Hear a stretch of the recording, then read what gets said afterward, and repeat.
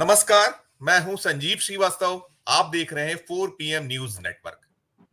पश्चिम बंगाल में जो एक डॉक्टर के साथ रेप का मसला मामला गर्म है और इसके गरमाने की एक बड़ी वजह और हुई है राष्ट्रपति द्रौपदी मुर्मू जी का जो बयान आया है। उसके बाद ये मसला मामला और ज्यादा गर्म हुआ है और सबसे ज्यादा यदि कुछ बात हो रही है तो वो बात द्रौपदी मुर्मू जी का जो बयान आया है उस पर अब मसला मामला फोकस ज्यादा हुआ है। और सवाल बार बार यही खड़ा हो रहा है कि राष्ट्रपति महोदया को फर्रुखाबाद क्यों नहीं दिखलाई पड़ा, बदलापुर क्यों नहीं उन्हें नजर आया। और इसके पहले भी बहुत सारे घटनाक्रम हुए हैं। 24 घंटे के लगभग राष्ट्रपति जी की वो चिंता, उनके भय को हो गए हैं और चर्चा इस मसले पे ही ज्यादा है कि राष्ट्रपति महोदया को ये नजर क्यों नहीं आया। और कहीं ना कहीं जो केंद्र की सरकार का रुख और रवैया रहा है, खासकर प्रधानमंत्री नरेंद्र मोदी जी और केंद्रीय गृह मंत्री अमित शाह साहब, जो संवैधानिक संस्थाओं के उपयोग बल्कि दुरुपयोग के जो ब्लेम्स उन पर होते रहे हैं, और चाहे वो ईडी हो, सीबीआई हो, इनकम टैक्स हो या चुनाव आयोग हो, बहुत सारी संस्थाएं, राज्यों के जो राज्यपाल हैं या लेफ्टिनेंट जनरल्स हैं और भी ऐसे, जहां जो अवसर मिलता है या होता है तो उन पे ब्लेम यही लगता है कि इनका मिसयूज करने से वो चूकते नहीं है। और अब कहीं ना कहीं बड़ा सवाल ये खड़ा हो रहा है कि क्या राष्ट्रपति जी का भी एक जो उपयोग हो सकता है राजनीतिक अपने इस्तेमाल के लिए, वो कर लिया गया है। और ये जो सब सवाल हैं, इन पे कहीं ना कहीं रार भी है, तकरार भी है और विपक्ष आक्रामक है। हालांकि राष्ट्रपति जो पद है, इससे बड़ा कोई पद हिंदुस्तान में, देश में है नहीं। और जो राष्ट्रपति जी ने जो चिंता या जो भय प्रकट किया है, वह न केवल जैसा मैंने कहा कि उस पे एक देश में चर्चा हो रही है, बल्कि दुनिया के जो अन्य मीडिया है वहां भी कहीं ना कहीं राष्ट्रपति जी के उस बयान को जगह मिली है, यानी कि उसको संज्ञान में लिया गया है। तो ये सब कुछ जो मसला मामला है, आज हम इसी पर चर्चा करेंगे। और चर्चा के लिए चलेंगे, खास पैनल हमारा है। हमारे साथ राजेश बादल साहब जुड़े हैं, सीनियर जर्नलिस्ट हैं। हमारे साथ अजय शुक्ला जी हैं, सीनियर जर्नलिस्ट। और हमारे साथ अनुमा आचार्य जी हैं, जो अखिल भारतीय कांग्रेस कमेटी की प्रवक्ता है, लेकिन साथ साथ आप विंग कमांडर के तौर पर वायुसेना में सेवाएं दे चुकी हैं। आप सबका स्वागत करूंगा बहुत बहुत। और शुरुआत में राजेश जी आपसे करना चाहूंगा, चूंकि मामला राष्ट्रपति का है और हम कल से ही इस विषय पर लगातार चिंतन मनन, चर्चाएं, सवाल बवाल सब कुछ हो रहा है, तो क्या आप कैसे देखिएगा जो कुछ भी स्थितियां हैं, खासकर उपयोग की बात हुई है, उनका दुख, उनका दर्द, उनका मर्म, क्योंकि ये घटनाएं इस तरीके की केवल पश्चिम बंगाल में नहीं, पूरे देश में हो रही हैं। और स्थिति यह है कि हर 3 घंटे में एक रेप, 4.5 लाख जो बलात्कार है साल भर में होना, ये सारी चीजें हैं। और ऐसे में सिर्फ एक जगह की चिंता प्रकट करा जाए राष्ट्रपति द्वारा तो सवाल उठना शायद लाजमी है।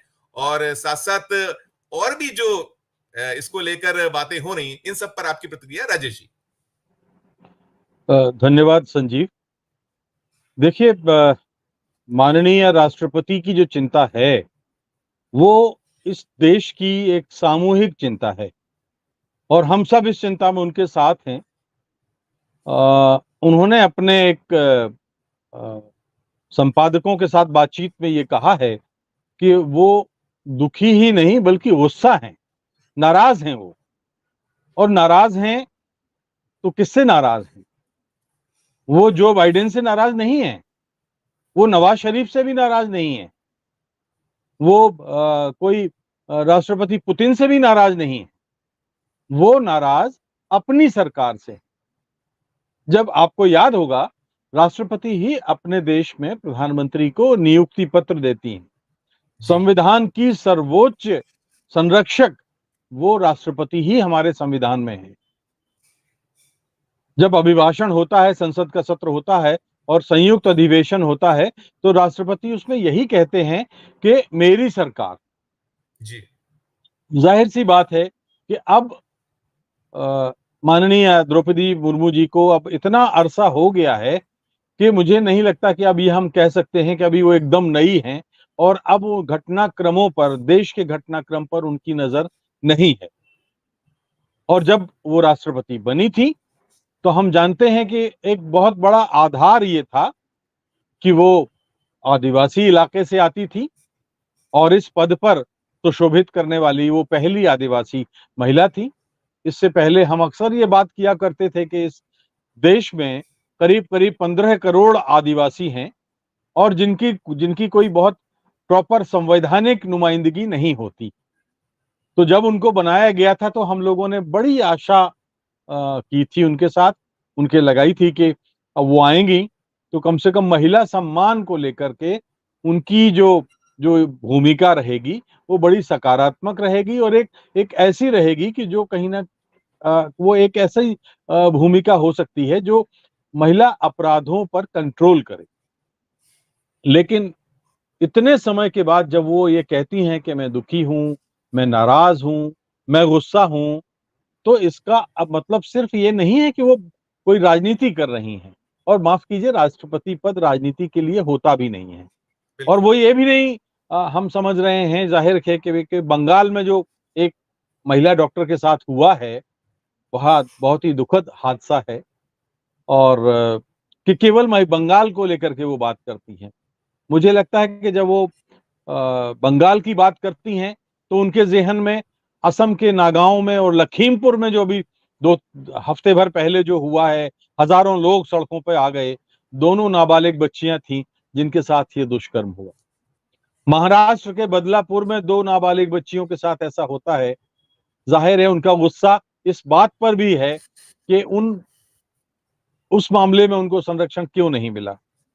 तमिलनाडु में एक दुष्कर्म की घटना आती है और तमिलनाडु में तो क्या गजब होता है संजीव जी कि एक नकली एनसीसी कैंप लगा करके और छात्राओं के साथ सामूहिक दुष्कर्म की स्थितियां होती हैं।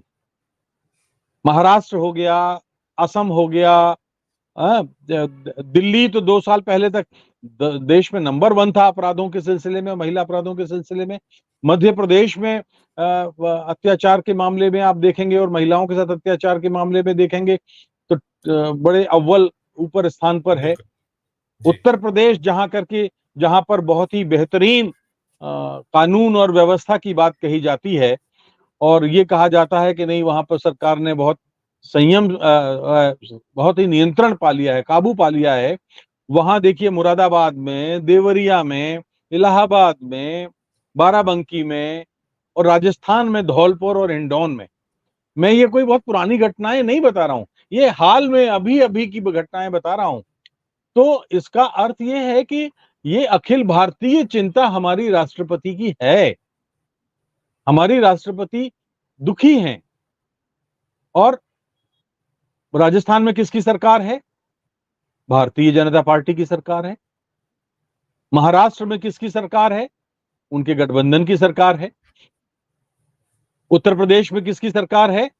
भारतीय जनता पार्टी की सरकार है। मध्य प्रदेश में किसकी सरकार है? भारतीय जनता पार्टी की सरकार है। गुजरात में जहां उनकी सरकार है, मैं आपको बताऊं, गुजरात में 5 साल में 40,000 महिलाएं लापता हैं। उसी गुजरात में रोज 6 महिलाओं के साथ दुष्कर्म होता है। तो अब अगर केंद्र में और राज्यों में डबल इंजन की सरकारें इस तरह से व्यवहार कर रही हैं तो उससे एक संवैधानिक प्रमुख को क्यों दुखी नहीं होना चाहिए।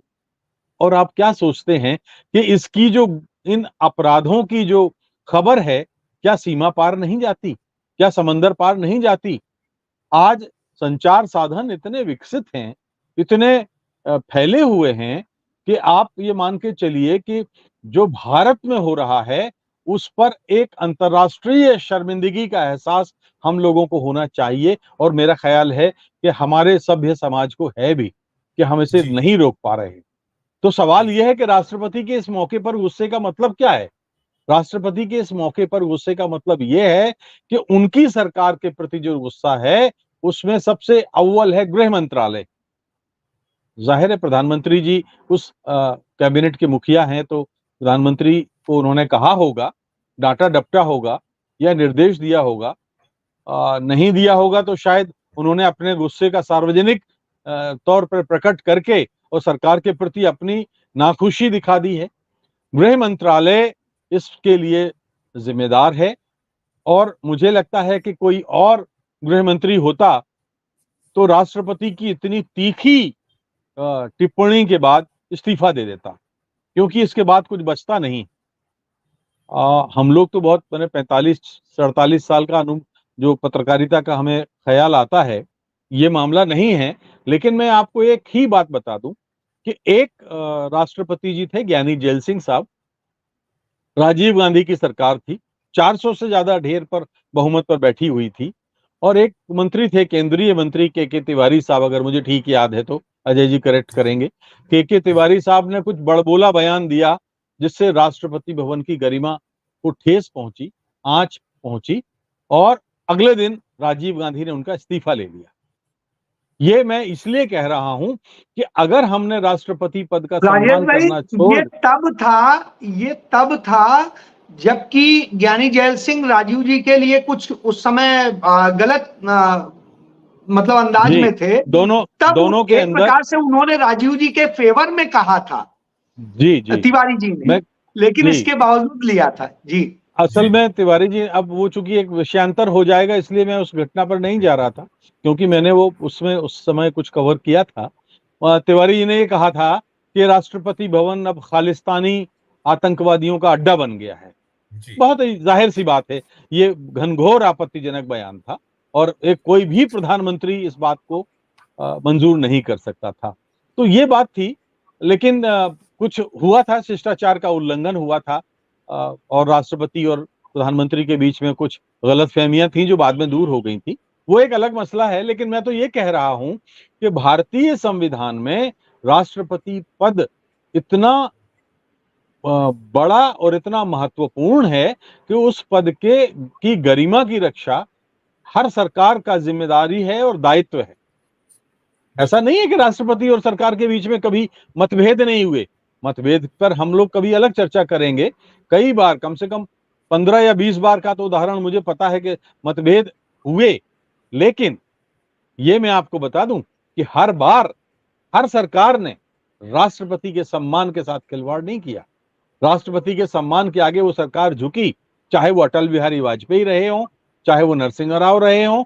नरसिंह राव और डॉक्टर शंकर दयाल शर्मा के बीच में तकरार हुई थी, अटल बिहारी वाजपेयी के टाइम पे हुई थी। वेंकटरमन जब नहीं, वेंकटरमन नहीं, वो अपने एक और थे, दलित राष्ट्रपति थे, मैं भूल रहा हूँ नाम, तो उनके के आर नारायणन साहब, तो उस समय हुआ था जी।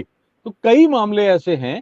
तो राष्ट्रपति का गुस्सा, अब हम इस मोड़ पर खड़े हैं देश में कि हम उनको बहुत हल्के फुल्के ढंग से नहीं ले सकते। और मैं अपनी ये अंतिम बात कह के समाप्त करता हूं इस चरण में कि अगर राष्ट्रपति के इस कथन के बाद केंद्र सरकार ने कोई कार्रवाई नहीं की तो फिर सारी प्रतिष्ठा उसकी दांव पर लग जाएगी। जी बिल्कुल बिल्कुल, उसकी प्रतिष्ठा, उनको प्रतिष्ठा की चिंता ज्यादा नहीं है। और मैंने जो शुरुआत की थी, मैं पुनः कहूंगा कि हम खुद जो घटनाक्रम है जो पश्चिम बंगाल का, उसमें वो बिटिया के परिवार को न्याय मिलना चाहिए, और जो भी आरोपी है या हैं, सख्त सख्त सजा मिले, और ऐसी सजा मिले ताकि कोई सोचे भी तो कांप जाए, वो होना चाहिए। लेकिन जो राजनीति हो रही है उस पर ज्यादा बात करें। मैं जाऊंगा अनुमा जी के पास। अनुमा जी, अभी राजेश जी जो बात कर रहे थे कि प्रधानमंत्री जी को डांटा जा सकता है, मुझे नहीं लगता है, मैं थोड़ा सा इस पे ना इत्तेफाकी जताऊंगा कि राष्ट्रपति एक बहुत मतलब प्रमुख है, हिंदुस्तान का, देश का सबसे एक प्रमुख पद है। लेकिन जो स्थितियां पैदा कर दी गई हैं, जो मैं संवैधानिक संस्थाओं की स्थितियों की बात करता हूं, उस स्थिति में ये तो कहीं ना कहीं जो ज्यादा ध्वनित हो रहा है या ब्लेम्स हो रहे हैं कि उपयोग कर लिया गया, दुरुपयोग कर लिया गया उन जैसे उतने महत्वपूर्ण पद का। और क्या कुछ आप पाती हैं इसमें, या आपका क्या इसमें कहना होगा कि जो सरकार है उसको शर्म तो कहीं है नहीं और कुछ कदम उठाएगी, या जो होम मिनिस्ट्री के अंडर ही आता है पूरा देश, कहीं ना कहीं उसकी अपरोक्ष रूप से जिम्मेदारी है? आपकी टिप्पणियां इन सारी चीजों, अनुमा जी। संजीव जी, आपको नमस्कार, और आपके सारे पैनलिस्ट को, आपके दर्शकों को नमस्कार। मैं चूंकि सेनाओं से आती हूं, और सेनाओं का सर्वोच्च कमांडर हमारे देश का राष्ट्रपति होता है, पर कल जो उन्होंने बयान दिया जिसमें वो कहती हैं मैं बहुत दुखी हूं, बहुत नाराज हूं, इसको कई लोगों ने अलग अलग नजरिए से देखा। अधिकांश ने ये पूछा कि इन्होंने अब क्यों इनकी आंखें खुली, अब क्यों दुखी हैं, पहले क्यों नहीं दुखी हुई। और ये भी एक जाहिर सी बात है कि मणिपुर में जब कारगिल के योद्धाओं की पत्नी के साथ उनको निर्वस्त्र करके परेड कराई गई, तब राष्ट्रपति ने कुछ नहीं कहा, ना तो राष्ट्रपति शासन लगाने की बात की। लेकिन मैं उनका जो पूरा बयान है पीटीआई पर मैंने पढ़ा था, तो उसमें उन्होंने एक बात कही थी, शायद वो इनडायरेक्टली, अब डांटना डपटना तो सब जानते हैं, राष्ट्रपति जी जब उनको दही चीनी खिलाने के पर मजबूर कर दिया जाता है या वित्त मंत्री को हलवा खिलाने का काम उन्हें होता है, मतलब राष्ट्रपति ये पद की जो गरिमा है वो तो मुझे लगता है तार तार कर दी गई है। लेकिन राष्ट्रपति ने एक बात कही थी, उस पर ध्यान जाना बहुत जरूरी है। एक तो उन्होंने कहा था इतिहास से डरने वाला समाज चीजों को भूल जाता है। किसको कहा था? मैं थोड़ा सोच रही थी किसको कह रही हैं। फिर उन्होंने एक बात और कही थी कि ये जो घटना हुई बंगाल में, जब हम इसकी तरफ देख रहे थे तभी नर्सरी में पढ़ने वाली बच्चियों के साथ भी इस तरह की बात हुई। फिर उन्होंने ये भी लिखा है या कहा है, उन्होंने कहा है, वही लिखा गया है कि हमें मिलकर सामना करने की जरूरत है ताकि इसे शुरुआत में ही खत्म कर दिया जाए। और हम ऐसा तभी कर पाएंगे जब हम पीड़ितों की याद को सम्मान देंगे। समाज पीड़ितों को याद करने की एक संस्कृति तैयार करे। मतलब वो चाह रही थी कि इतने बलात्कार हैं, इनको हम एक घटना के ऊपर दूसरी घटना भूल जाते हैं। गिटहब ओपन ऐप पर जब मुसलमान महिलाओं की बोली लगा दी जाती है तो अमर सिंह राठौड़ को 1 महीने में जमानत मिल जाती है। बार बार राम रहीम को पैरोल मिल जाती है, आसाराम को पैरोल मिल जाते हैं। ये लोग आरोप सिद्ध लोग हैं, ये आरोपी नहीं है, आरोप सिद्ध लोग हैं जो जेल में हैं। तो राष्ट्रपति ये सब देख रही हैं और उन्होंने ये भी कहा कि अगर हम इसके लिए हमें कदम उठाने पड़ेंगे, इकट्ठा होना पड़ेगा, तो उस पे शायद उनको ये मालूम है, शायद वो भी समझती जानती होंगी कि जिस आसानी से अडल्ट कंटेंट बिना किसी सेंसरशिप के सबको उपलब्ध है, चाहे छोटा बच्चा हो चाहे कोई हो, सरकार ने वहां कोई सेंसरशिप नहीं की। सरकार ने लोकतंत्र पे सेंसरशिप जरूर लगाई। तो ये सारा कुछ देखते हुए राष्ट्रपति जी को उन्होंने, मुझे ऐसा लगता है कि वो बहुत, उन्होंने इनडायरेक्ट तो सरकार को भी आड़े हाथों लिया है। डायरेक्ट उनका जो समय है, जो टाइमिंग है, उस पर हम बात कर सकते हैं, डायरेक्ट वही है, पर वो उस जगह उन्होंने फर्रुखाबाद को पर्सपेक्टिव में नहीं रखा, परिप्रेक्ष्य में नहीं रखा। उन्होंने अभी कल एक और भी दुर्दांत घटना है जिसमें उत्तराखंड के रुद्रपुर में एक नर्स जो पिछले 8-9 दिन से गायब थी, उसका चेहरा छील दिया गया, पूरी स्किन उतार दी गई है कि लोग उसे पहचान ना सके। ऐसी दुर्दांत नृशंसताएं कैसे होती हैं? मुझे लगता है समाज एक तरफ, जहां भारतीय जनता पार्टी जब से आई है, एक तो मेल डोमिनेटिंग हमारा समाज रहा है, पितृसत्तात्मक रहा है, लेकिन डरता था, एक न्याय का, कानून का डर था।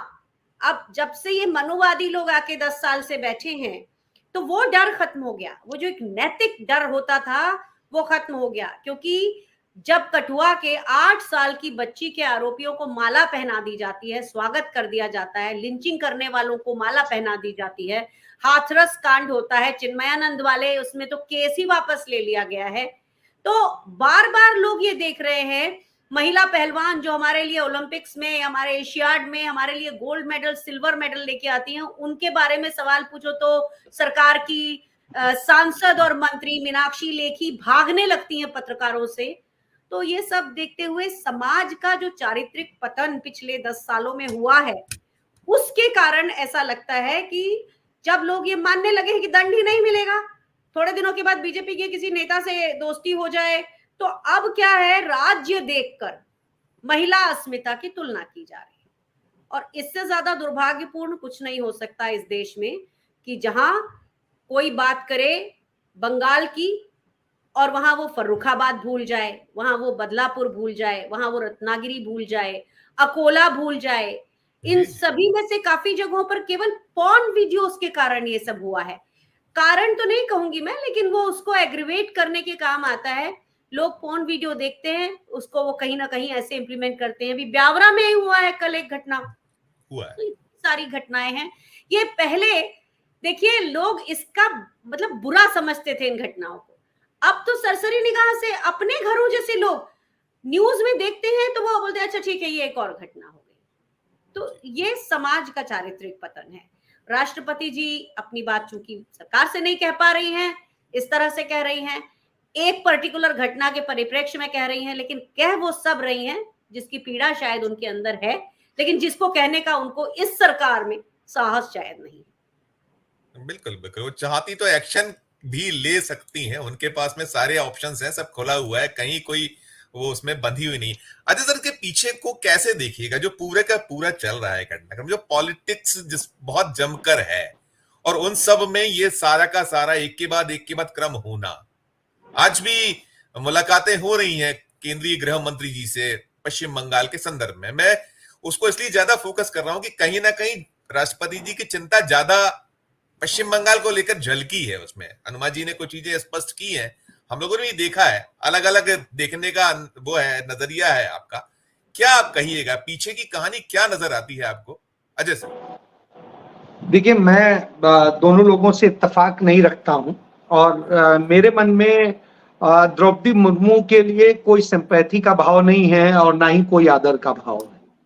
मैं पहले ही क्लियर कर दूं, मैं कोई आदर नहीं रखता हूं। मैं, और आप जानते हैं मेरा चरित्र इस तरह का है, मुझे जो कहना होता है मैं कहता हूं, मैं उस पर वो नहीं पलटता नहीं जी। तो कुल मिला के मेरा अपना ये है कि वह श्रूड पॉलिटिक्स का हिस्सा है और वही कर रही। उन्हें कोई सिंपैथी नहीं है इस देश की महिलाओं से, उन्हें कोई सिंपैथी नहीं है इस देश के दलितों से, उन्हें कोई सिंपैथी नहीं है इस देश के आदिवासियों से, अल्पसंख्यकों से, पिछड़ों से, और उन्हें किसी भी महिला से कोई सिंपैथी नहीं। उन्हें सिर्फ अपनी कुर्सी, अपने जो जिसके बूते उन्हें सब कुछ मिला है। आज हिंदुस्तान की सबसे प्रिविलेज्ड महिला कौन है? द्रौपदी मुर्मू। आज सबसे ज्यादा ताकतवर महिला कौन है? द्रौपदी मुर्मू। सारी ताकत है उनके पास। और आपको बताएं, संविधान एक उन्हें अधिकार देता है राष्ट्रपति का रेफरेंस जारी करने का। वो अधिकार मैंने देखा था शंकर दयाल शर्मा को इस्तेमाल करते हुए। उन्होंने उसी का इस्तेमाल करके राम मंदिर के लिए जो जमीन मिली, जिस बेस पर पूरा सुप्रीम कोर्ट का मुकदमा जीता गया, जजमेंट पढ़ लीजिए, उसी पर आधारित था कि राष्ट्रपति जी के जो विशेष रेफरेंस के ही कारण सारे मुकदमे एक मुश्त होकर के, और हाईकोर्ट में सुनवाई की गई थी डिफरेंट कोर्ट्स में जो थे। मैंने चूंकि वहां रिपोर्टिंग की थी इसलिए मैं कह सकता हूं। बहरहाल, अब मैं ये आता हूं कि क्यों नहीं है, मैं इतनी जब बातें कह रहा हूं। आप याद करिए, मणिपुर में नग्न परेड निकाली गई थी जी। महाभारत में एक द्रौपदी नंगी की गई थी, पूरा महाभारत हो गया। और जैसा अनुमा जी ने बताया, एक आर्मी पर्सन की जो है पत्नी थी और एक बच्ची थी, उनकी जिस तरह नग्न परेड निकाली गई, क्या इसके बाद हमें शर्म से मर नहीं जाना चाहिए था कि हम क्या देख रहे हैं इस हिंदुस्तान में? हम अपने आप को कल्चर्ड, विकसित और जाने क्या क्या स्लोगन्स देते हैं, हम उस दिशा में बढ़ रहे हैं? नहीं बढ़ रहे हैं। तो पहली चीज, उसको देखकर बेशर्मों की तरह से, मैं बेशर्म शब्द कह रहा हूं, द्रौपदी मुर्मू ने बेशर्मों की तरह से व्यवहार किया, एक शब्द नहीं पूछा। जबकि मैं धन्यवाद करता हूं वहां की तत्कालीन राज्यपाल को कि कम से कम उसने अपना कर्तव्य निभाते हुए रिपोर्ट भी भेजी, पर्सनली भी कहा और सार्वजनिक तौर पे बयान भी दिया, जो कि उनकी सरकार को अखर रहा था। वो भी महिला हटा देंगे जी, मैं वही कह रहा हूं जी। तो वह एक सत्य था। छोड़िए, वहां का मुख्यमंत्री कहता है कि यह, खुद मुख्यमंत्री का बयान, वो कहता है बीरेन्द्र सिंह कि यह तो एक घटना है, ऐसी 100 से अधिक घटनाएं हो चुकी, खुद कहता है। जब यह कहता है तो आधिकारिक बयान है, इस बयान पर राष्ट्रपति को संज्ञान नहीं लेना चाहिए था। जैसा राजेश भाई ने कहा, मैं उस बात से सहमत हूं। सरकार किसकी? द्रौपदी मुर्मू, उनके नाम पर सरकार चलती है। बिल्कुल। और क्या उन्होंने इस पर स्पेशल कोई अपना वो जारी किया? नहीं किया। वो तो दूर की बात, पूछा तक नहीं, उस पर मीटिंग तक नहीं बुलाई। एक चीज। दूसरी आइए, अब ये घटनाएं लगातार जिस तरह से रिपीट हो रही, एक घटना की बात नहीं करूंगा, प्रज्वल रमन्ना का मामला आया, 3000 लड़कियों के साथ पूर्ण उसके और तमाम तरीके से उसके वीडियो और सब कुछ मिले। इस पर क्या उन्होंने कहा? वो उनको यह भी अख्तियार है कि वो सुप्रीम कोर्ट को डायरेक्शन दें कि आप इस तरह के मामलों पर इस तरह का रुख अपनाइए। उन्हें यह भी अधिकार है कि वो सेना को कहें, सेना अध्यक्ष को बुलाएं और बोले कि आप वहां यह घटनाएं हो रही हैं, आप इस पर वहां की सरकार के साथ मिलकर के स्ट्रेटजी में हिस्सेदार बनिए। उन्हें पूछने की जरूरत नहीं है, वो तीनों सेनाओं की सेना अध्यक्ष भी है जी। तो जुडिशियरी की भी अध्यक्ष है। मैं छोड़ दीजिए नरेंद्र मोदी की बात, मैं नहीं करता हूं, ना विधायिका की करता हूं। इस दो जगह तो आप बोल सकते थे, नहीं बोले आप, कोई बात नहीं। इसके बाद ये घटनाएं जैसे मैं कह रहा हूं लगातार होती आ रही। मुरादाबाद में एक लड़की 1 किलोमीटर से अधिक नग्न भागती है, उसके साथ गैंगरेप होता है। सीसीटीवी कैमरे में पूरी फुटेज वो हुई। क्या उसको लेके रिपोर्ट मांगी? कुछ कहा एक बार? नहीं। चलिए छोड़ दीजिए। महिला पहलवान उसी संसद भवन, उसी राष्ट्रपति भवन और सब जगह चिल्ला रही थी, लाठियां खा रही थी, बाल पकड़ के खींचे जा रहे थे। क्या उन्होंने एक बार भी उस पर यह कहा कि चलिए मैं मिलने के लिए बुला लेती हूं, उनसे बात कर लेती, और इतना ही कह देती ठीक है इसकी हम अच्छे से जांच कराएंगे और पूरा वो करेंगे कि आपको न्याय मिले। छोड़ी पॉलिटिक्स से ऊपर की बात करता हूं, ये भी उन्होंने महिला होने का भी फर्ज नहीं निभाया। उधर वो आदिवासी थे जो क्या कहते हैं मणिपुर में हुआ, उसके बाद ये हुआ। एक घटना का जिक्र करूंगा जिसके कारण मैंने हिंदुस्तान टाइम्स ग्रुप में से इस्तीफा दे दिया। वो घटना थी मध्य प्रदेश की, जब आदिवासी के ऊपर वो कौन शुक्ला करके लड़का था, उसने पेशाब की थी और उसको लेके मैंने द्रौपदी मुर्मू को जाने क्या लिखा था ट्वीट पे, और मेरी कंपनी ने मुझे उस पर यह कहा कि आप कंपनी के शीर्ष पद पर हैं और ऐसी स्थिति में आपको, तो मैंने कहा कि जब मेरी भावना में है मैं वो तो लिखूंगा। तो उन्होंने कहा अब इसकी तो परमिशन नहीं है कि आप सोशल मीडिया पे इस तरह लिखें। तो मैंने कहा तो मैं रिजाइन भेज रहा हूं, और मैंने चंद मिनट में रिजाइन कर दिया था। मैं भी कहता क्यों, मेरा क्या जा रहा है, 5 लाख रुपए महीने की नौकरी है, मैं तो गाड़ी बंगला सब कुछ मैंने छोड़ दिया। तो यह मैंने करना स्वीकार किया। मैंने कहा कुछ नहीं सही, मैं स्वीकारूंगा। और ये एक बार नहीं हुआ, मैंने 2-3 बार इसी तरह से किया। बहरहाल चलिए छोड़िए, उस पे अपने पे चर्चा करने के लिए नहीं बैठा हूं। इसके बाद में दूसरी चीज ये करूंगा कि अभी बरेली में 9वीं की छात्रा के साथ गैंग रेप होता है, उसकी एफआईआर दर्ज नहीं की जाती। अभी परसों की बात, एफआईआर दर्ज नहीं की जाती है और वो आत्महत्या कर लेती है। क्या इस पर नहीं बोलना चाहिए? अभी हाल ही की घटना है, अंबेडकर नगर, लड़की, उसका पिता जाता है थाने एफआईआर दर्ज कराने के लिए, गिड़गिड़ाता है, सब कुछ करता है, गैंग रेप हुआ होता है, एफआईआर दर्ज नहीं की जाती है, वो आत्महत्या कर लेती है। 2 उदाहरण। बिल्कुल तीसरा, बिल्कुल जी जी, नहीं मैं कह रहा हूं ना, मैंने तीसरा, चार नरेंद्र लाख मोदी के निर्वाचन क्षेत्र में आईआईटी जैसे प्रतिष्ठित संस्थान में लड़की के साथ, छात्रा के साथ गैंग रेप होता है। आवाज उठाते हैं कांग्रेस के अध्यक्ष अजय राय, तो अजय राय के खिलाफ एफआईआर दर्ज कर ली जाती है कि वो बता रहे हैं कि भाजपा के लोग इसमें इन्वॉल्व। बाद में निकलता भी वही है, लेकिन न प्रधानमंत्री न राष्ट्रपति किसी के मुंह से। मैं ये उदाहरण सिर्फ इसलिए चंद उदाहरण दिए हैं, छोड़ दीजिए, मैं इसके आगे नहीं जाऊंगा। एक उदाहरण और दे दूंगा। 2 दिन पहले गाजियाबाद में जी एक महिला निर्वस्त्र मिलती है, सड़क के किनारे बैठी होती है। क्यों? क्योंकि उसके साथ वो जा रही होती है, उसके बच्चों को उसको वो पकड़ लिया जाता है और उसे गैंगरेप किया जाता है, और वो होता है वो बैठी।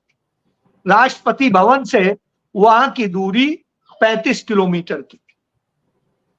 ये घटनाएं सिर्फ इसलिए गिनाई कि उन्होंने ना तो महिला धर्म का पालन किया, ना उन्होंने दलित और आदिवासी होने के उसका पालन किया, न उन्होंने एक प्रिविलेज्ड महिला होने का पालन किया, न उन्होंने राष्ट्रपति जैसे सम्मानित पद पे, जो पद बहुत सम्मानित लेकिन व्यक्ति बहुत छोटा है। इसलिए मैं उसको कह रहा हूं, मेरे मन में उनके लिए कोई भाव नहीं है जो मैं आदर करूं, और मैं आदर नहीं कर सकता हूं। मैंने यही लिखा था उस ट्वीट पे कि यह सिर्फ नौकरानी है। तो कानूनन मैंने सही लिखा था, G C is an a public servant. अब वो आप चाहे किसकी नौकरानी सोच रहे हो, ये आपका भाव है, मेरा नहीं था। संविधान पब्लिक सर्वेंट कहता है, तो वो सिर्फ नौकरी कर रही है, बस, इससे ज्यादा कुछ नहीं।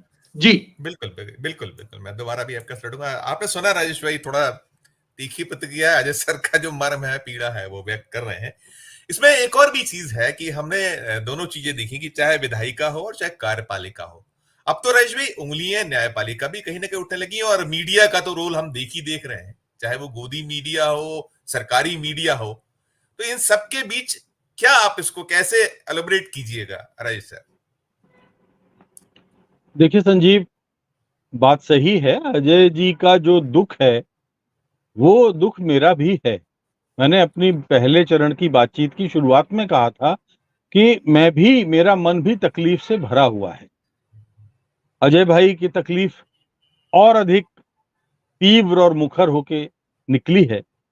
लेकिन मैं ये कहता हूं कि देखिए, राष्ट्रपति पद हमने देखा है कि पिछले 77 साल में जब कभी एक ऐसा अवसर आया, कुछ एक अवसर आए हैं, ऐसी बात नहीं है कि अवसर नहीं आए हैं, और तब जब हम सोचते थे कि ये राष्ट्रपति एक रबर स्टाम्प की तरह काम कर रहे हैं, या ये राष्ट्रपति तो पार्टी से के सत्तारूढ़ पार्टी के हितों से बंधे हुए हैं, और तब उन्होंने उस पार्टी के हितों का ख्याल न रखते हुए भी स्वतंत्र फैसले लिए, क्योंकि वो एक सर्वोच्च संवैधानिक पद पर बैठे थे। इस देश को ताज्जुब तब भी हुआ था जब आडवाणी जी को भारत रत्न दिया गया था, राष्ट्रपति जी खड़ी हुई थी और माननीय प्रधानमंत्री जी बैठे हुए थे। जी ये शिष्टाचार, ये प्रोटोकॉल कहां भूल गए जो भारतीय संस्कृति का हिस्सा नहीं है। तो इस देश को तब भी तकलीफ हुई थी जब अयोध्या में मंदिर का उद्घाटन हुआ, लोकार्पण हुआ या प्राण प्रतिष्ठा हुई, जो भी आप कहें उसको, तब उसमें राष्ट्रपति जी नहीं थी, संसद में नहीं थी, संसद में नहीं बुलाया गया था उसके जो। और उससे पहले जो राष्ट्रपति थे, जब उसका शिलान्यास हुआ था तब उनको भी नहीं बुलाया गया था। वो दलित थे, ये आदिवासी। लेकिन मैं ये कहता हूं कि देखिए,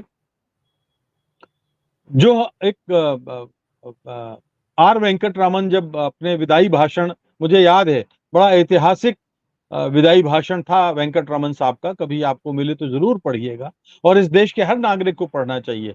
उन्होंने कहा था कि राष्ट्रपति एक ऐसे इमरजेंसी लैंप की तरह है, आपातकालीन लैंप की तरह है, जो बिजली चली जाए तो अपने आप जलने लग जाता है। यानी जब सरकार काम न करे, सरकार किन्हीं स्तरों पर विवश हो जाए, लाचार हो जाए, असहाय हो जाए, या वो नतीजा ना दे, तो राष्ट्रपति नाम का लैंप ऑटोमेटिकली वो जलने लग जाता है। ये उन्होंने, और बहुत बड़ा भाषण है वो, कभी आपको वक्त मिले तो जरूर पढ़िएगा। लेकिन अब बात आती है कि राष्ट्रपति कर क्या सकते हैं। देखिए, राष्ट्रपति होने के नाते जब तक वो राष्ट्रपति हैं, तब तक वो गृह मंत्रालय से स्पष्टीकरण मांग सकते हैं, प्रधानमंत्री से स्पष्टीकरण मांग सकते हैं, अगर वो करना चाहते हैं तो जी दूसरी चीज, एक और बात है, आपने देखा होगा कि बीते दिनों एक आंकड़ा आया था कि संसद के जितने भी सदस्य हैं उनमें से एक बड़ी संख्या ऐसे सांसदों की है जो जिन पर महिला उत्पीड़न के तमाम आरोप हैं, गंभीर आरोप हैं। जी राष्ट्रपति सर्वोच्च हैं, वो चाहें तो संसद के बाकी कार्यकाल के लिए उनको अयोग्य घोषित करके या हमेशा के लिए अयोग्य घोषित करके वो नजीर पेश कर सकते हैं और उनके आदेश पर बहुत सुप्रीम कोर्ट भी कोई बहुत अधिक उस पे पलट नहीं सकेगा। ये मैं बहुत गहराई से कह रहा हूं। अरे, एक सरकार के गंभीर होने की बात होती है संजीव भाई। 10 साल पहले का जो आंकड़ा है 2014 का, साल में 25,000 महिलाओं के साथ दुष्कर्म होता था। आज 10 वर्षों के बाद ये आंकड़ा 40,000 के ऊपर चला गया है।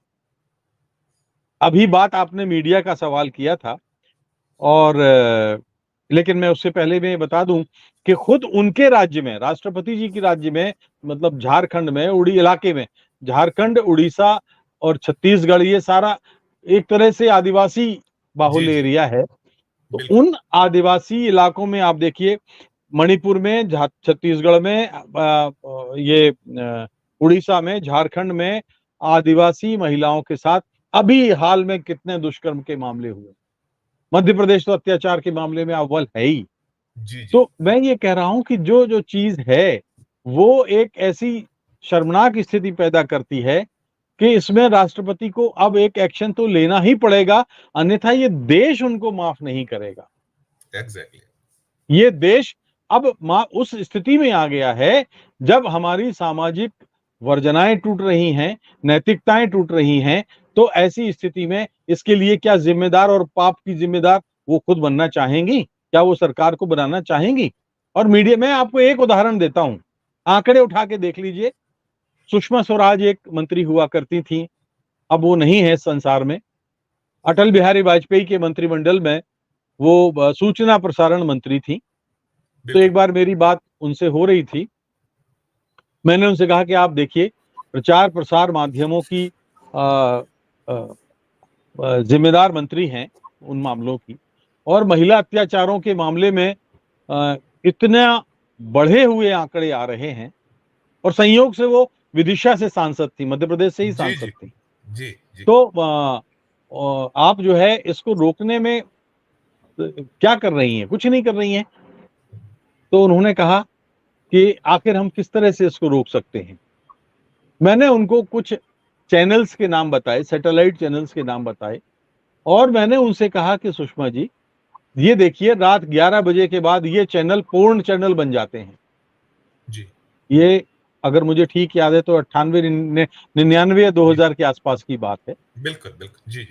तो उनको बड़ा ताज्जुब हुआ। उन्होंने कहा मैं खुद कंफर्म करूंगी।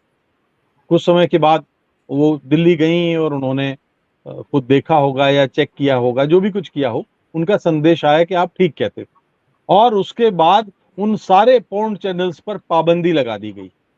आज आप बताइए, आप जो चाहें वो देख सकते हैं। इस तरह का ये खुलेपन के नाम पर हम कौन सी संस्कृति परोस रहे हैं? खुलेपन के नाम पर हम अपने समाज को क्या दे रहे हैं? जब हम एक ऐसा समाज बनाएंगे जिसके प्रति हम कृतज्ञ ना हो बल्कि कृतज्ञ हो हम कहलाएं, तो फिर हम उस समाज से तो कलंकित कथाएं निकलनी ही है। तो मैं इसलिए सुषमा स्वराज जी का मैंने संदर्भ लिया, क्योंकि तब वो कांग्रेस सरकार नहीं थी, वो एनडीए की सरकार थी, अटल बिहारी वाजपेयी की सरकार में थी। लेकिन अटल बिहारी वाजपेयी इस मामले में संवेदनशील थे मुखिया के नाते, और उन्होंने सुषमा जी की बात को बहुत ही गंभीरता से लिया। आज अगर गृह मंत्रालय राष्ट्रपति की नाराजगी के बाद इस तरह के स्टेप लेना चाहे तो उन्हें कौन रोक सकता है? और नहीं तो अभी भी हम तो हमारे, देखिए, मैं थोड़ा स्वभाव से धीरज वाला हूं, संयम वाला हूं, और मैं आशावादी भी हूं कि उनके कार्यकाल के आखिरी दिन तक मैं उनसे किसी ऐसे ही कठोर किंतु न्याय के लिए सच ऐसे किसी कदम की मैं अपेक्षा करता हूं। जी संजीव जी। बिल्कुल बिल्कुल बिल्कुल। मैं अब वो मीडिया वाला सवाल मैं अंत उसमें एक दौर में और पूछूंगा। अनुमा जी, जी आपने सुना, आपने राजेश जी को भी सुना और आपने अजय जी को सुना। अजय जी ने बहुत एक मुद्दे की बात की, ना महिला धर्म का उन्होंने पालन किया और ना उन्हें जो प्रिविलेज प्राप्त है राष्ट्रपति महोदय, वो कुछ किया जा सकता था।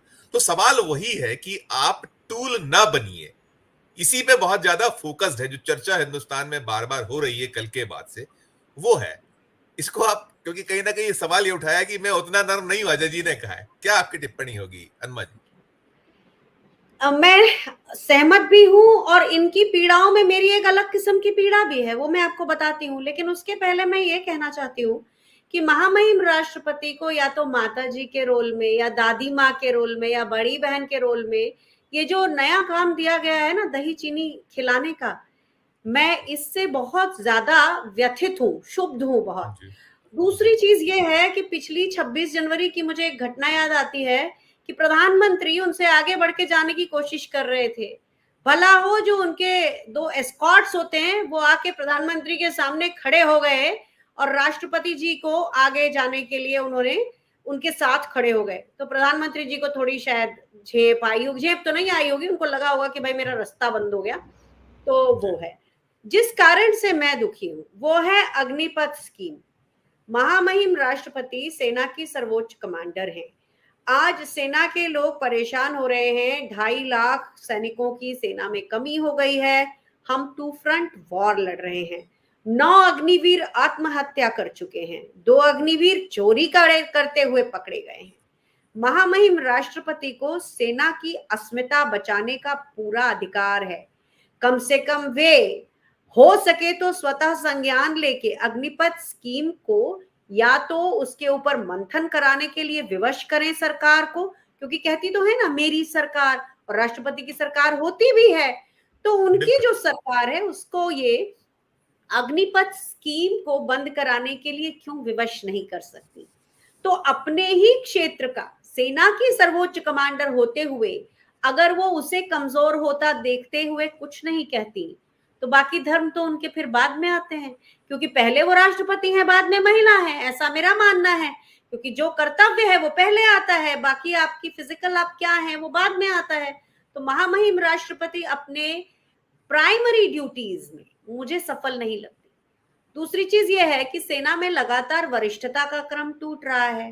तो महामहिम राष्ट्रपति जी वहां पर भी उनका कोई दखल ही नहीं है, उनके ऑफिस का दखल नहीं है, या उनको इस लायक नहीं समझा गया है, क्योंकि सारे निर्णय तो पीएमओ कर रहा है। ये दूसरी बात है जो मुझे बहुत व्यथित करती है। अंदर से सेना कमजोर हो रही है, अलग अलग तरीके से उसमें धार्मिकता चली आ रही है, तो राष्ट्रपति जी का ध्यान वहां भी नहीं गया है।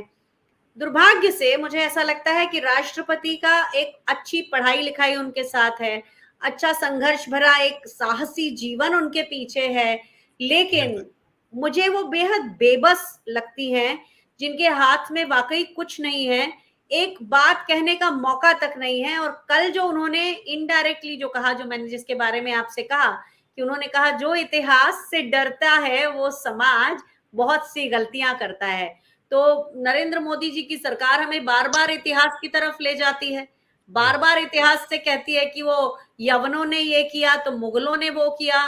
तो राष्ट्रपति जी शायद अपने संदेश में किसी तरह यही इंगित करने की कोशिश कर रही थी। तो ये मेरा ऐसा मानना है कि सेना को महिला राष्ट्रपति के रहते हुए कमजोर नहीं होना चाहिए था, जो कि हुआ।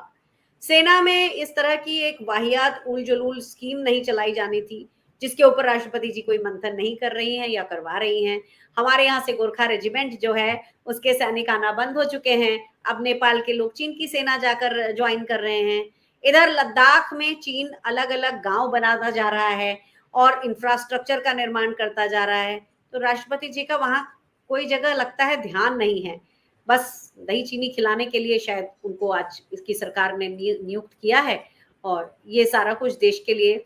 ये जो दोनों पत्रकारों ने कहा और उनकी अपनी व्यथा उन्होंने बताई, तो मेरी अपनी व्यथा भी अपनी जगह पर है, जिसमें सेनाएं जैसी थी, जिस गरिमा के साथ सेनाएं थी, हमारे अंदर की जो बातें थी ना सेना की, वो अंदर रहा करती थी।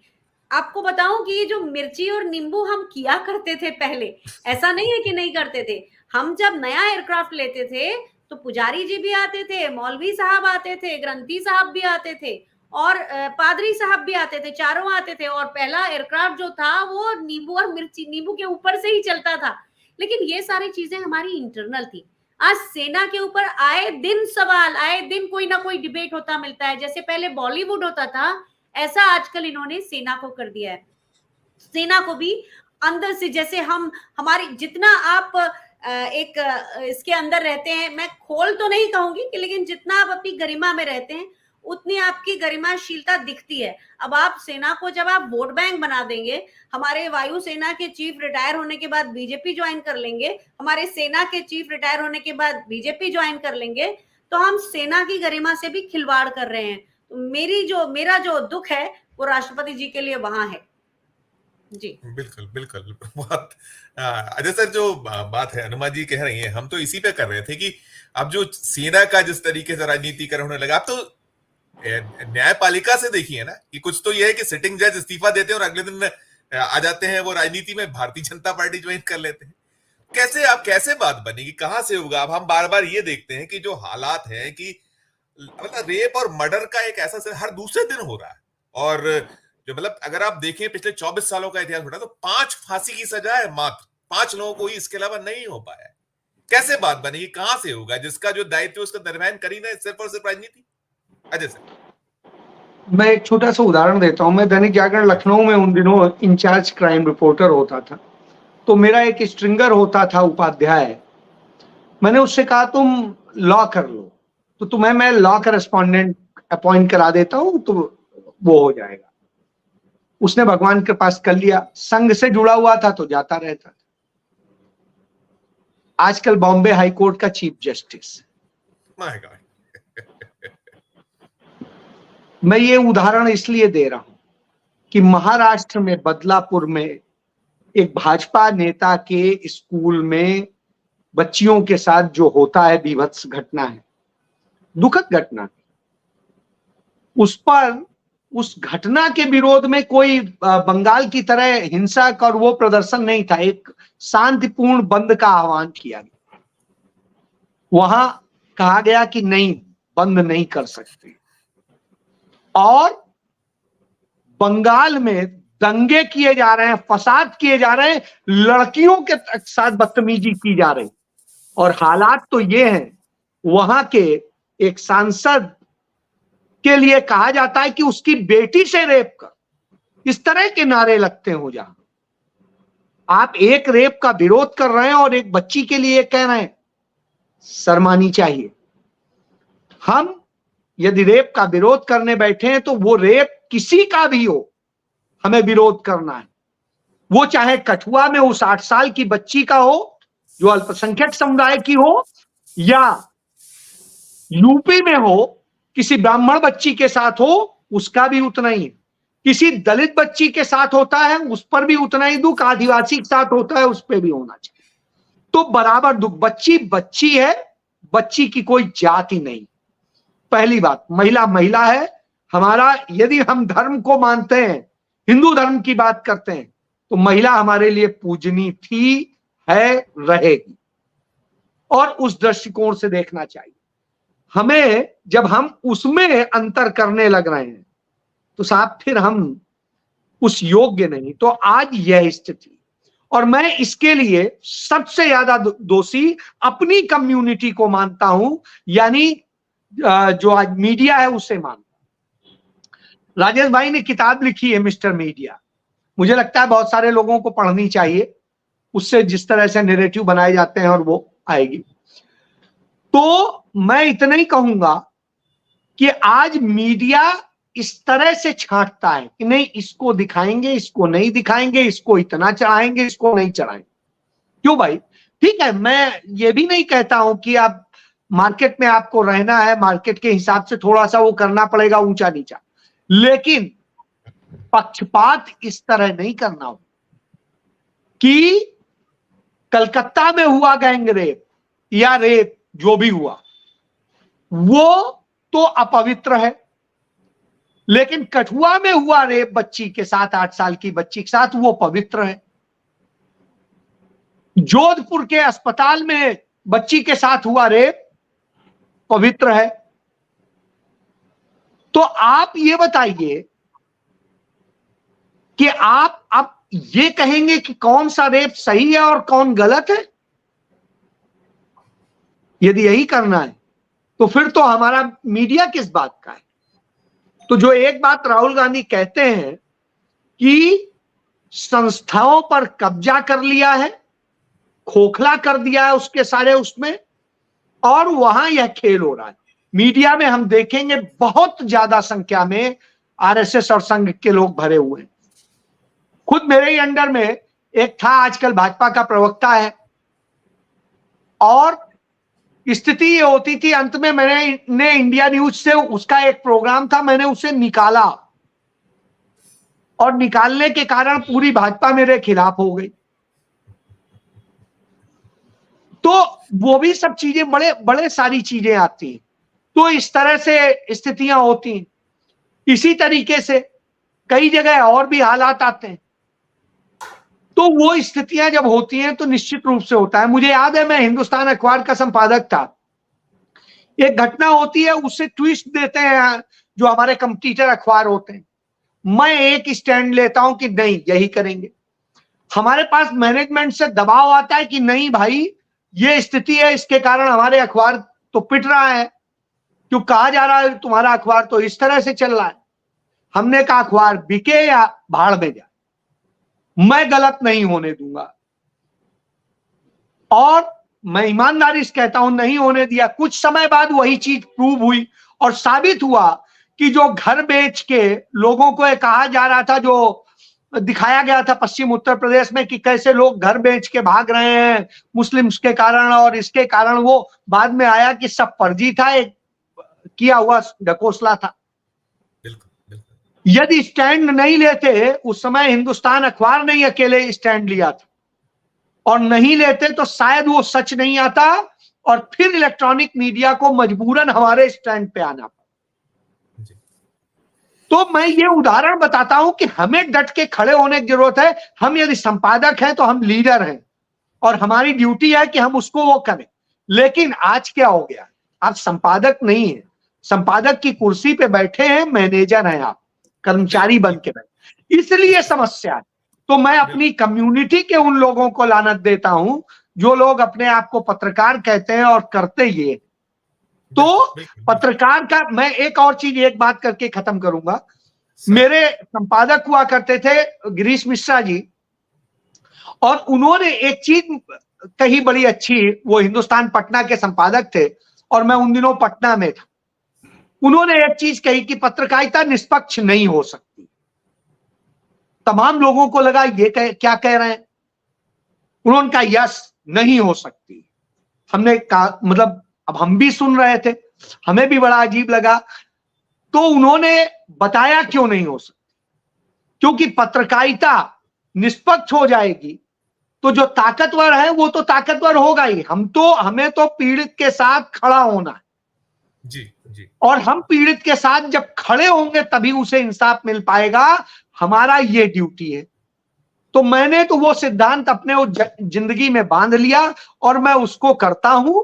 नौकरियां रहे न रहे, पत्रकारिता भी रहे न रहे, और मैं गर्व करता हूं इस बात के लिए कि इस देश को पत्रकारिता मेरे परिवार ने दी, इसलिए मुझे गर्व है और इसलिए मैं उस पर टिका हुआ हूं। जी बिल्कुल बिल्कुल सर, बिल्कुल।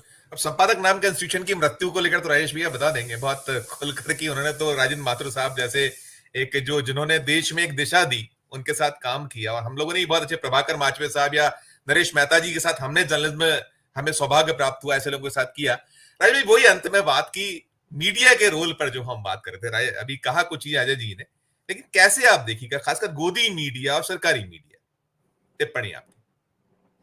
संजीव, अभी अजय ने बहुत अच्छी बात कही और जो गिरीश मिश्र का उदाहरण बताया, तो मैं ये कह सकता हूं कि उस दौर में हमारे संपादक ऐसे होते थे।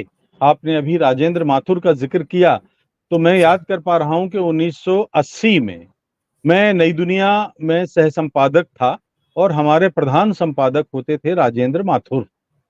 तो राजेंद्र माथुर अक्सर ये बात कहा करते थे कि देखो 100% निष्पक्षता नाम की कोई चीज नहीं है। जी 100% निष्पक्षता कोई चिड़िया का नाम नहीं है। एक स्टेज ऐसी जरूर आती है जब किसी ना किसी पत्रकार को ये तय करना होता है कि उसको पक्ष लेना होगा, और तब हम लोगों ने पूछा फिर तब क्या करना चाहिए। अब वाकई ऐसी स्थिति आती है तो उन्होंने कहा तब आपको अवाम के साथ खड़े हो जाना चाहिए। आप अवाम के साथ अगर खड़े हो जाएंगे, लोगों के साथ अगर खड़े हो जाएंगे, तो वही सच्ची पत्रकारिता है, ना कि सरकार के साथ खड़े होने पर। आप सरकार से अगर खड़े होंगे सरकार के साथ, तो अवाम के दिलों से उतर जाएंगे। ये बात बिल्कुल 1980 में यानी 44 साल पहले उन्होंने ये बात कही थी। और आज हम देखते हैं कि जो चारण, भाट, दरबारी परंपरा के जो पत्रकार हैं, उन लोगों ने ये कोशिश की है कि वो सरकार की जी हजूरी करते रहें और उनसे उपकृत होते रहें, लाभ लेते रहें। अब हुआ क्या, ये कुछ कालिदास जैसा उदाहरण हो जाएगा कि जिस डाल पर बैठे थे वो उसी डाल को काट रहे थे। इन गोदी मीडिया के इन संपादकों ने, इन पत्रकारों ने वो काम किया है कि वो जिस मीडिया की डाल पर बैठे थे उसी को उन्होंने काट दिया। आज हम और आप जिस प्लेटफॉर्म पे बात कर रहे हैं, ये प्लेटफॉर्म वही है जो मेन मीडिया बन चुका है, जिसको कि अब ये लोग वैकल्पिक मीडिया कहते हैं। मैं कहता हूं वैकल्पिक मीडिया नाम का कोई मीडिया नहीं है। हम आप जिस प्लेटफॉर्म पर हैं, क्योंकि हम अवाम की बात करते हैं, लोगों के दिलों की बात करते हैं, इसलिए हम मुख्य मीडिया हैं। मुख्य मीडिया तो पटरी से कब का उतर चुका है, अब मुख्य मीडिया मीडिया नहीं रहा। और अगर आपके बिल्कुल पास 1 मिनट का वक्त है तो मैं एक कहानी और सुनाना चाहता हूं। बिल्कुल बिल्कुल मैं अनुमा जी से अंतिम टिप्पणी लूंगा, छोटी सी, आप जी, खत्म करिएगा। बस मैं जी केवल 1 मिनट में, चूंकि अनुमा जी जी फौज से आती हैं और अभी बात जी हो रही थी सेनाओं के दुरुपयोग की, तो मैं वो कहानी, असल में जनरल वीपी मलिक को मैं मिला था, और जनरल वीपी मलिक जो हैं, जो थल सेना अध्यक्ष थे, उन्होंने अपनी एक किताब लिखी है अपने अनुभवों पर। उस किताब में साफ साफ जिक्र है कि जब करगिल युद्ध हुआ और अटल बिहारी वाजपेयी की सरकार थी, एनडीए सरकार थी, तो उन्होंने उनसे कहा गया कि तीनों सेनाओं के अध्यक्ष संसद के सेंट्रल हॉल में आए और करगिल विजय के बारे में अपना एक प्रेजेंटेशन दे करके और सारे सांसदों को बताएं। इन तीनों, चूंकि सांसदों का मामला था और सारे सांसदों का मामला था, तो जनरल मलिक ने उस अनुरोध को मान लिया। उन्होंने मान लिया। जब एक दिन पहले ये उनको अपने इंटेलिजेंस के सोर्सेस से पता लगा कि इसमें केवल एनडीए के सांसदों को बुलाया गया है जो अपने अपने दल का झंडा लेकर जाएंगे, उसमें यूपीए के सांसदों को नहीं बुलाया गया था, उसमें कांग्रेस के सांसद नहीं थे, और उनके साथ जो भी दल थे, आरजेडी के लोग या डीएमके के लोग, उनको नहीं बुलाया गया था। जनरल मलिक को इस मामले में बड़ी गुस्सा आई। उन्होंने अटल बिहारी वाजपेयी से बात की और अटल बिहारी वाजपेयी दंग रह गए जान के कि उन्होंने कहा जनरल साहब आप अब चुप रह जाइए, और ये बात तो ठीक नहीं है, मैं आपसे सहमत हूं, और सेना का जो है इस तरह से पॉलिटिकल यूज नहीं करना चाहिए। अब मैं बता दूं कि उस समय तक अटल बिहारी वाजपेयी की सरकार, दो बड़े ऐसे, एक तो उप प्रधानमंत्री थे लाल कृष्ण आडवाणी, और दूसरे सज्जन थे, इस दुनिया में नहीं है, प्रमोद महाजन, वो चला रहे थे सरकार, और ये उनका एक तरह से फैसला था। तो ये एक बात हो गई। और फिर क्या हुआ कि तीनों सेना अध्यक्षों ने तय किया कि वो नहीं जाएंगे, और नहीं गए। जूनियर अधिकारी गए और प्रेजेंटेशन करके आ गए। तो ये सेनाओं के सम्मान की बात होती थी। इसके बाद हो गए इलेक्शन 2000, जिसमें वो फील गुड का फैक्टर चल रहा था, 2004 की बात है। तो जब उस समय हरियाणा में करगिल के शहीदों को बीजेपी अपने प्रचार के अभियान में उनके शहीदों के नाम, फोटो, पोस्टर लगाती थी, और वो उस बात का पर फिर जनरल मलिक ने अटल बिहारी वाजपेयी से सख्त एतराज किया। तो अटल बिहारी वाजपेयी ने कहा कि मलिक साहब आप तो बहुत मतलब बार बार अब क्यों करते हैं इन चीजों को, छोड़िए भी। जनरल मलिक ने कहा कि मैं नहीं छोड़ूंगा, ये सेना के सम्मान की बात है। तो हमारे सेनाध्यक्ष ऐसे होते थे। हमें जनरल मानेक शॉ को इंटरव्यू किया है, देखा है, जनरल जगजीत सिंह अरोड़ा को हमने इंटरव्यू किया है, और उन्होंने जिस तरह से सरकार की आंखों में आंखें डाल के बात, देश हित में जो बात कही है, उसमें सेना के सम्मान के साथ कोई समझौता नहीं किया। जी बिल्कुल बिल्कुल राइट। मैं भी, अब चूंकि आप लोगों ने पीड़ा व्यक्त की, तो मैं भी राष्ट्रपति जी को लेकर जरूर पीड़ा व्यक्त करूंगा। पत्रकार के नाते मैं इसको कंडक्ट कर रहा हूं, वो अपनी जगह है कि आपने हमें कहा कि हम जो है मुख्य मीडिया की भूमिका में, हम यानी कि जो यूट्यूब चैनल या इस तरीके का जिसको वैकल्पिक कहा जाता है, तो कभी इस पे भी ध्यान दें, इसका भी गला दबाने की पूरी तैयारी है। अब केंद्र से नहीं ला पाए तो राज्यों के मार्फत आने का क्रम शुरू हो गया है। वो सीधे सीधे उत्तर प्रदेश ने तो अनाउंसमेंट कर ही दिया आजन्म कैद का, लेकिन ये होगा। आप निश्चिंत रहिए संजीव भाई, ये हम लोगों की जिंदगी में कभी लागू नहीं हो पाएगा आजन्म कैद का। ये गैर कानूनी, असंवैधानिक है, ये हो ही नहीं सकता लागू। बिल्कुल बिल्कुल, हम होने भी नहीं देंगे। हम उसके लिए सड़कों पे होंगे, सब जो हो सकेगा करेंगे। लेकिन मैंने कहा पीड़ा सबने की तो मैं भी करूं। अनुमा जी, आपकी अंतिम टिप्पणी चाहूंगा कि जो हम मीडिया की बात करते हैं, आज 10 साल में जहां आके खड़ा हुआ मीडिया की शुरुआत तो आप ही लोगों ने की ना कहीं इसको जिस तरीके से एक मलिन करने की कोशिश, उसमें ब्लेम आप लोगों पर भी होता है। आपकी टिप्पणी। थोड़ी सी व्यक्तिगत बात कर लूं कि 2020 में 1984-85 में मैं जब स्कूल से कॉलेज में आ रही थी, उस समय मुझे लगता था कि मुझे जर्नलिस्ट बनना है, पर मेरे पिताजी ने जबरदस्ती मुझे साइंस की तरफ ठेल दिया। तो बहुत समय के बाद जब मैंने बीएससी कर लिया, उसके बाद कहा अब करती हूँ एमए लिटरेचर करती हूँ, मुझे जर्नलिज्म में जाना है, तो फादर ने कहा कि अरे तुमने साइंस इसलिए किया है कि तुम आर्ट्स ले लोगे बाद में चल के।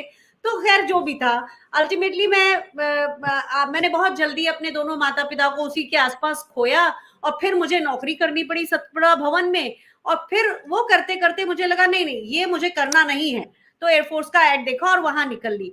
एयरफोर्स में आने के बाद भी मेरे मन में वो एक मलाल रह गया कि मैं एक जर्नलिस्ट नहीं बन पाई।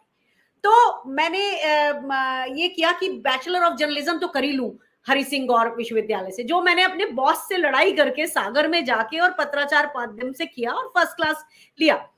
मैं आज भी मतलब जर्नलिज्म को एक ऐसी चीज मानती हूँ जो एक सेक्रेड स्पेस है, जहां पर हम मुझे ऐसा लगता है कि वो लोग पत्रकार जो होते हैं, और मेरे अंदर ये फीलिंग आप लोगों की पुरानी जनरेशंस और आप लोगों जैसे लोगों को देख कर थी। लेकिन जब मुझे खुद TV9 भारतवर्ष में शुरू में काम करने का मौका मिला और 3-4 महीनों के अंदर ही पूरे चैनल को मतलब नरेंद्र मोदी जी ने एक बीजेपी के सांसद के हवाले करवा दिया, उन्होंने खरीद लिया एक एक करके, अजीत अंजुम, स्मिता शर्मा, ये सब जाते गए, हमारा भी कॉन्ट्रैक्ट रिन्यू नहीं हुआ।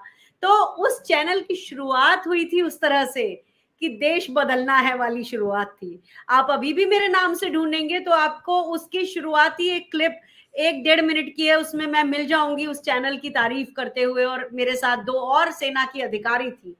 तो उसके बाद जब वो चैनल गया तो फिर एक एनडीटीवी बचा था और उसके बाद फिर तो वो भी नहीं बचा। कुल मिला के गोदी मीडिया तो बन गया है। लेकिन एक चीज आप देखिए, कांग्रेस के लोग पत्रकारों से कभी ना तो डरते हैं। इमरजेंसी में लोग कहते थे कि मीडिया को क्रॉल करने को कहा गया था और वो तो सीधे क्रॉल मतलब लौट ही गया वो। पर कांग्रेस की सरकारें अपनी आलोचना के प्रति इतनी ज्यादा परेशान नहीं हुआ करती थी, होती थी तो उनको जैसे थोड़ा बहुत करना होता था करते थे, लेकिन पत्रकारों की स्वायत्तता बाकी थी, चैनल्स की स्वायत्तता बाकी थी। आपकी जिसको मर्जी आप उसको, आज भी कांग्रेस के लीडर्स की आप बुराई कर सकते हैं, वो आपको मैं सुधार दूंगा सुलटा दूंगा वाले तरीके से नहीं देखते हैं। लेकिन आज का मीडिया जो है वो भारतीय जनता पार्टी के जो बीट कवर करने जाते हैं और जो कांग्रेस की बीट कवर करने आते हैं, आप देखिए वो कैसे दोनों के बीच में बड़ा एक आपको अलग अंतर दिखेगा। मैं तो यहाँ AICC में देखा करती हूँ हमेशा। तो मैं आपकी ये बात से थोड़ा सा मान लेती हूँ कि इमरजेंसी के दौरान मीडिया पर थोड़ा अंकुश था, कुछ मीडिया के लोग शायद उन्होंने आगे भी बढ़ने की कोशिश की होगी, लेकिन प्रेस क्लब स्वतंत्र था, जिसको जिसकी बुराई करनी थी वो करता था। तो आज का जो मीडिया है उसे तो आप ही लोग, जैसा राजेश जी सही कह रहे हैं, अनुमा जी राजेश भाई बैठे हुए हैं, राजेश भैया ने पूरा वो दौर देखा है और बता सकते हैं कि सच्चाई में कोई प्रतिबंध नहीं था, कहने को जरूर था। नहीं बिल्कुल नहीं था। मैं आपको एक उदाहरण बताऊं, मेरी समय सीमा समाप्त हो रही है। मैं हाँ बिल्कुल एक एक लाइन में यदि खत्म करेंगे।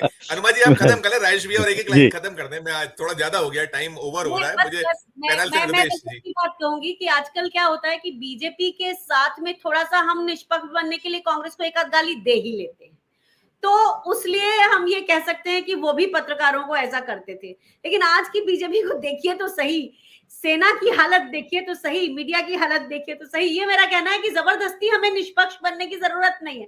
जो दिख रहा है उसे दिखते हुए को तो हम बोले कम से कम कि इन्होंने मीडिया को बदहाल किया है, जो मुख्य धारा का मीडिया होता था। Right right. अच्छा सर, एक लाइन आपकी भी और मैं समाप्त कर दूंगा। एक लाइन में सिर्फ छोटी सी, और फिर राजेश भाई की नहीं, राजेश भैया से ही लीजिए, मैं खत्म कर चुका। प्लीज जी राजेश। नहीं, मैं आपने याद दिलाई, क्योंकि मैंने तो इंदिरा गांधी को 4 बार इंटरव्यू किया, राजीव गांधी को 3 बार इंटरव्यू किया। तो उस जमाने में हमने पत्रकारिता की जब इमरजेंसी लगी थी, सेंसरशिप लगी थी, लेकिन तब उन आदेशों की उसी इमरजेंसी के दरमियान ही धज्जियां उड़ गई थी। ब्यूरोक्रेसी हमको सपोर्ट करती थी, और अब वो कलेक्टर नहीं रहे, वो ऊपर चले गए। लेकिन मैं बहुत ही सम्मान के साथ उस ब्यूरोक्रेसी को याद करता हूं, जिसके रीढ़ हुआ करती थी, जो सच और झूठ का फर्क करना जानती थी। ये मैं एक बहुत अभी भी याद कर सकता हूं। और दूसरा, आर.के. लक्ष्मण की एक संसार के सारे कार्टूनिस्ट भगवान की तरह पूजा करते हैं। और आर.के. लक्ष्मण का आखिरी इंटरव्यू मैं अपनी एक फिल्म के लिए गया था, मैंने किया था पुणे में। तो उन्होंने मुझे ये बताया था कि जब इमरजेंसी लगी तो श्रीमती गांधी, वो उनको बड़ी गुस्सा आई। वो तो जवाहरलाल नेहरू की बड़ी बिना टोपी के, हमेशा उन्होंने बिना टोपी के कार्टून बनाए, इंदिरा गांधी की बड़ी लंबी नाक वाली बनाई। और तो जब इंदिरा गांधी के पास गए तो उन्होंने कहा कि ये आप गलत कर रही हैं। तो इंदिरा गांधी ने उनकी आंखों में आंखें डाल के कहा, लक्ष्मण जी आप जाइए, आपको कौन रोक रहा है। तो ये एक मैंने इसलिए बताई कि देखिए, उस दौर में भी सच जो बोल रहे थे, सच जो लिख रहे थे, सच जो कर रहे थे, उसकी पूरी आजादी थी। जी बिल्कुल बिल्कुल। मैं एक बहुत अच्छी, एक बहुत सार्थक चर्चा करी राजेश भाई, आपको, अजय सर और रमा जी, आपका भी बहुत बहुत धन्यवाद। नहीं, हमारे पहली बार यही है, और आप निरंतर आते रहिए। संजीव जी लक्ष्मण जी का जिक्र किया है तो मैं उसी में जोड़ दूं, पंडित जवाहरलाल नेहरू को उन्होंने गधा बना के पेश किया था शंकर ने। कार्टूनिस्ट शंकर थे हिंदुस्तान टाइम्स के। हाँ, शंकर। और पंडित नेहरू ने उन्हें फोन किया और कहा, क्योंकि घरों में ही में तो फोन होते नहीं थे, ऑफिस गए तो वहां किया, खुद पंडित नेहरू ने किया, किसी से मिलवाया नहीं। और शंकर जब लाइन पे आए तो उनसे कहा कि क्या इस गधे के साथ एक कॉफी पीना पसंद करेंगे। क्या और उन्हें बुला के कॉफी पिलाई और कहा जरूर करिए, यदि हमारी कमी कहीं होती है तो बताइए। बिल्कुल बिल्कुल। मैं पुनः आप सबका धन्यवाद करूंगा एक अच्छी सार्थक चर्चा के लिए। यही अगर पन्ने पलट लें शायद जो आज के हमारे सरकार है, तो बहुत सारी बातें बन सकती है। बहुत बहुत धन्यवाद, बहुत बहुत आभार। तो ये थी हमारी आज की चर्चा, और मैं वही अनुरोध करूंगा कि हमारे चैनल को लाइक कीजिए, सब्सक्राइब कीजिए, ज्वाइन का बटन है, ज्वाइन का बटन जरूर दबाइए। हमारे इस वीडियो के डिस्क्रिप्शन बॉक्स में जाके जरूर बताइए कि ये चर्चा आपको कैसी लगी। प्यार और स्नेह बनाए रखिए और देखते रहिए 4 PM न्यूज नेटवर्क। धन्यवाद, नमस्कार।